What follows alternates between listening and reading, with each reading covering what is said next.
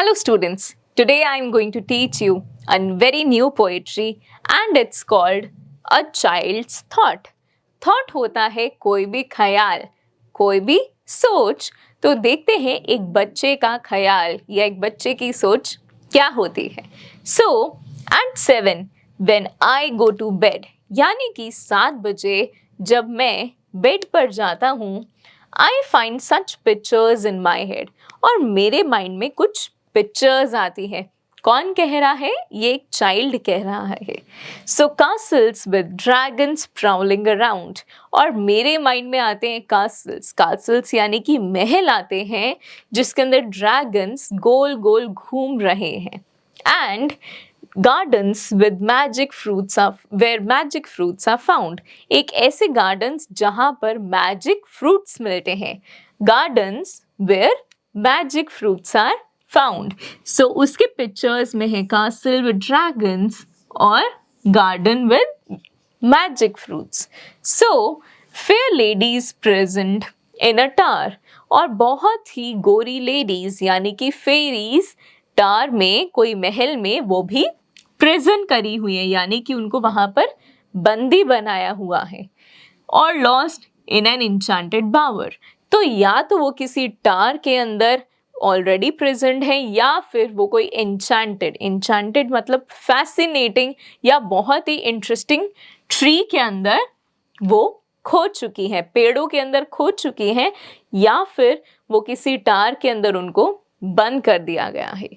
So while Gallant horseman ride bye streams, जैसा कि आप देख रहे हैं कि वैलेंट का मतलब होता है बहुत ही ज़्यादा brave.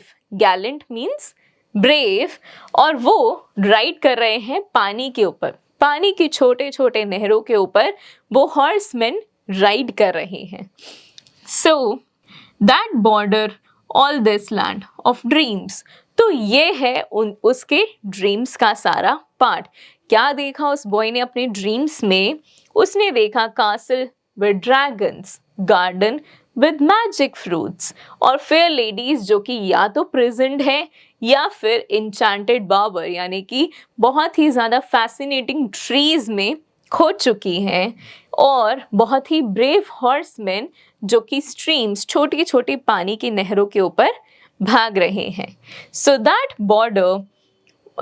borders all this land of dreams I find so clearly in my head at 7 when I go to bed, और ये सब ड्रीम्स मुझे बहुत क्लियरली आते हैं जब मैं 7 बजे सोने जाता हूँ।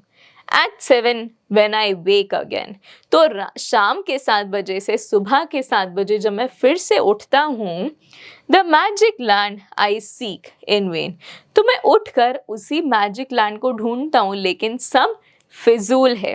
I seek मतलब ढूंढना, और in vain मतलब वेस्ट हो जाना, कि मैं उसी मैजिक लैंड को ढूंढता हूँ जो उसने अपने सपने में देखा या अपने थॉट्स में देखा, लेकिन अब तो वो रियलिटी में है ही नहीं।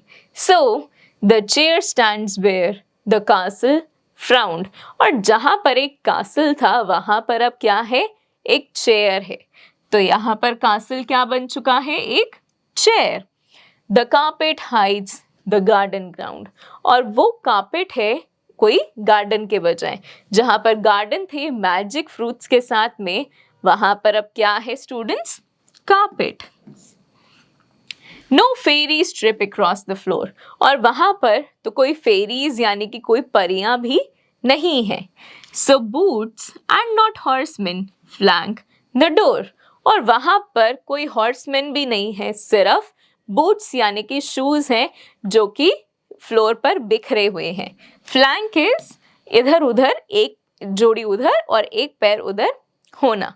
सो and where the blue streams rippling ran, और जहां पर कभी नहरें बह रही थी, is now a bath in water can, वो है अब मेरा बाथिंग एरिया या जहां पर पानी मिलता है।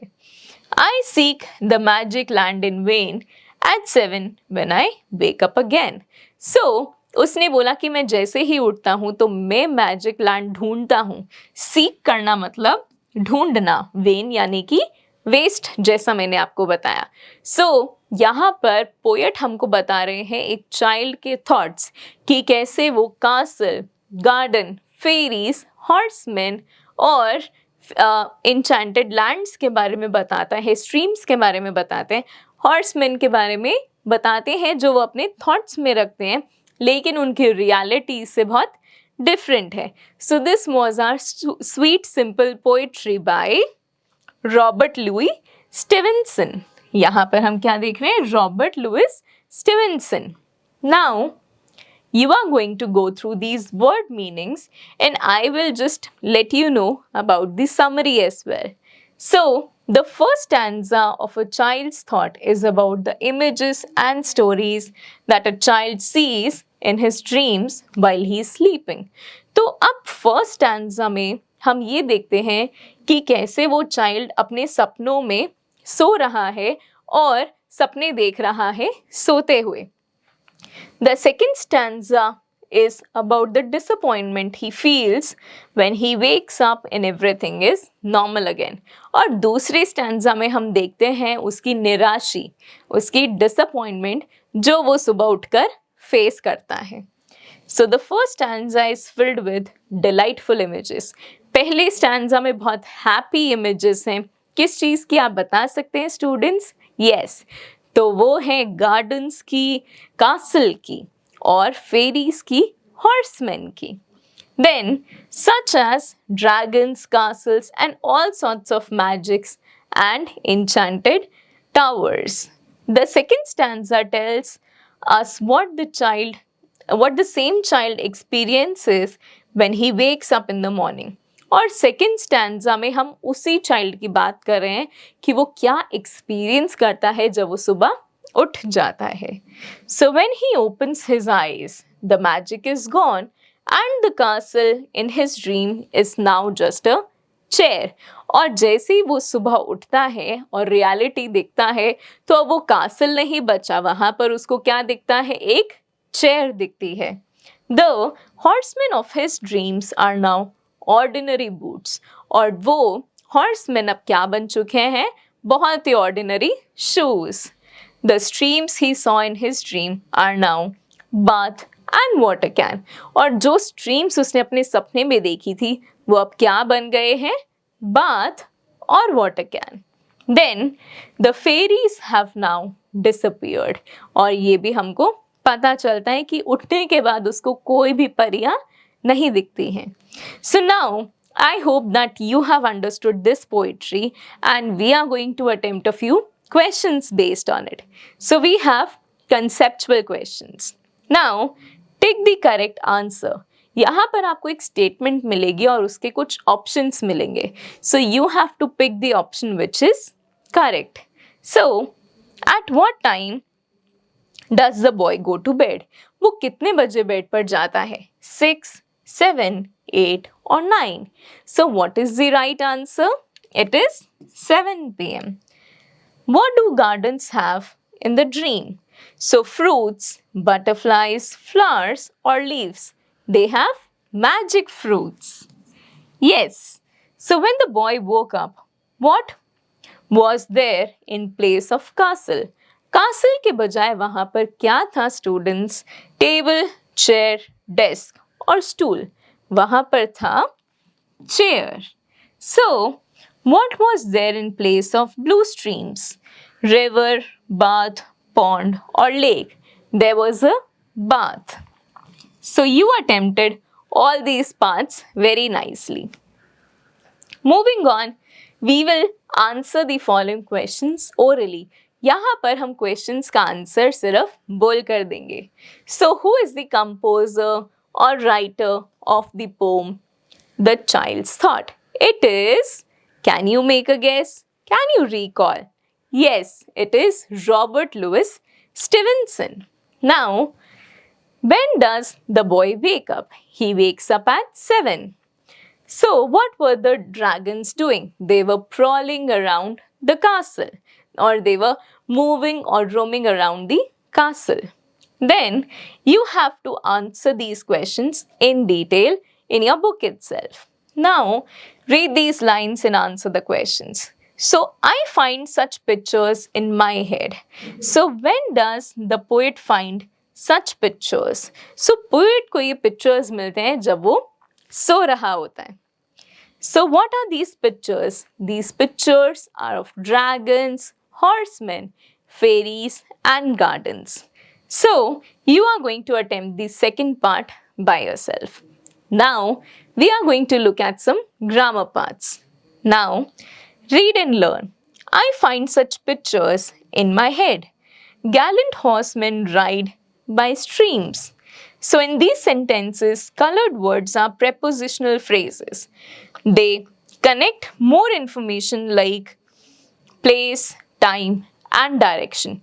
तो हम जहाँ पर भी prepositional phrases use करते हैं वो हमें थोड़ा और बताते हैं किसके बारे में, place, time और direction के बारे में.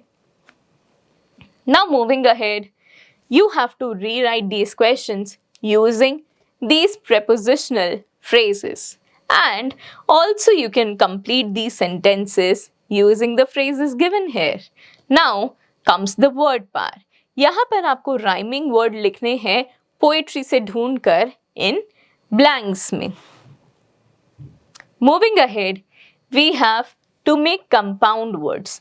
What are compound words? Compound words होते हैं जब हम दो individual words को मिलाकर एक new word बनाते हैं तो उसको हम क्या बोलते हैं? Compound word. Example, tooth और brush मिलाकर बनता है toothbrush. हमें यहाँ पर given है horse और men, तो हमें new word क्या मिला? horseman. वैसे ही अगर हम यहाँ पर लिख दें shoe तो हमें मिल जाएगा horseshoe. So आपको ऐसे ही और वर्ड्स ऐड करके इसे कंप्लीट करना है. Then you have to write two synonyms. दो सेम मीनिंग्स या सिमिलर मीनिंग वाले वर्ड यहाँ पर, और इसके लिए आप डिक्शनरी भी यूज कर सकते हैं. Now we have some competency based assessment questions for you, जहाँ पर आपको प्रैक्टिस करना है कुछ राइटिंग स्किल्स.